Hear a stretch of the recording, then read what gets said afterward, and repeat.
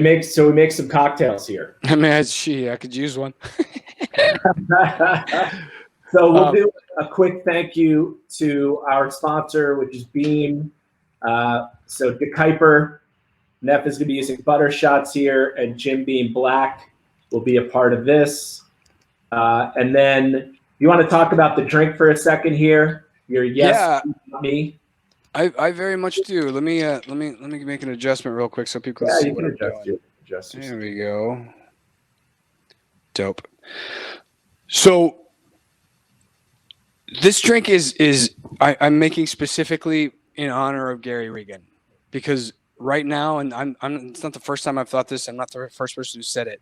Like, Gary's voice in the bartender community was very, very loud, and it was very important. And Gary right now would be saying in a much, much nicer and more and smarter and more intelligent and more coherent way all the things that I'm saying, because Gary loved bartenders.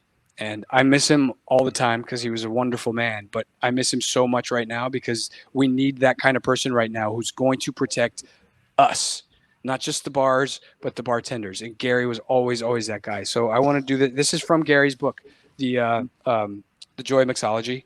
And you know, it kind of should remind people of a time they probably never saw, which is like 80s and 90s, drinking all these crazy cocktails. And this is one of them.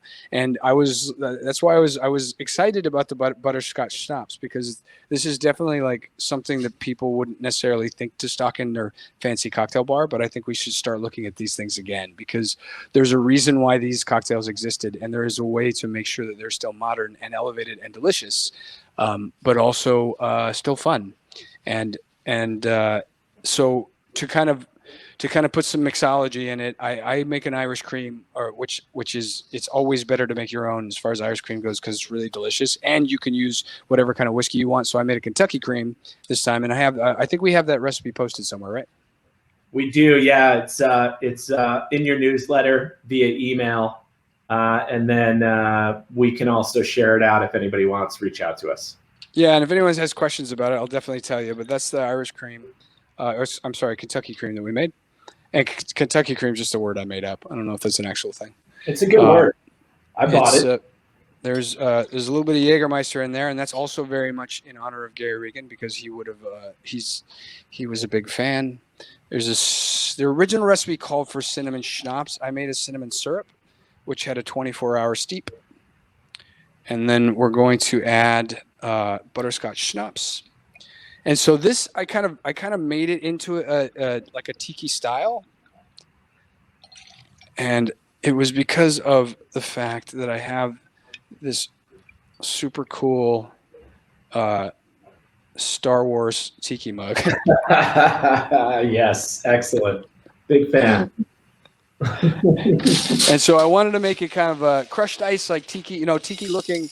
And so we're putting the tiki all in the kind of aspiration. So we still do have, there's a story, and good tiki drinks always have a story. So I'm filling that with crushed ice. And because this is a crushed ice drink, you don't want to over dilute it. So I'm just going to put a little bit in this shaker and do what my brother calls a whip shake. And that's just to aerate it, give it a little minor dilution. And half of this drink is in the tasting. The rest of it is in the garnishing. So the original name of this drink that I adapted was the oatmeal cookie.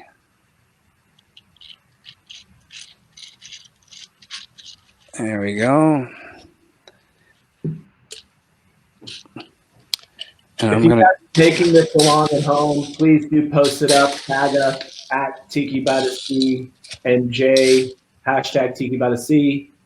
Would love to share it out with people. Have people. So the original recipe had raisins as a garnish, but I also wanted to add.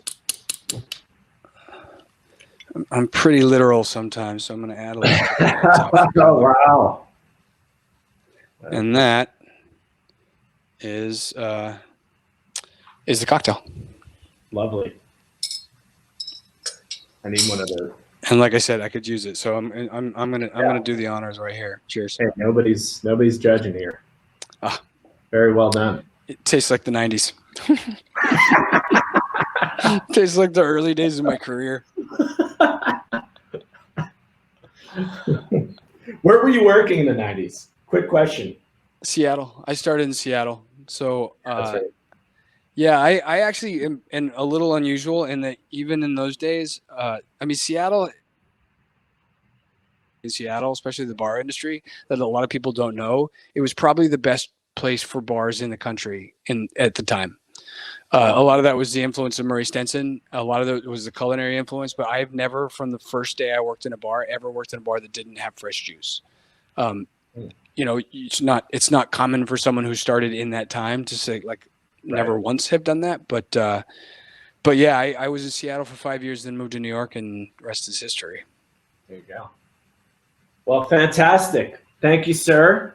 We'll show Thanks you for having me. Info here. So stay in touch. Miguel at mjneff.com, at Cocktail Whisperer. Again, a reminder, if you're in a place to do so, the tip jar at Venmo is at the Cottonmouth Club -staff. It's much appreciated. That's a photo of you making a paper plane at Tiki by the Sea. This is true. That was a lot of fun. All right.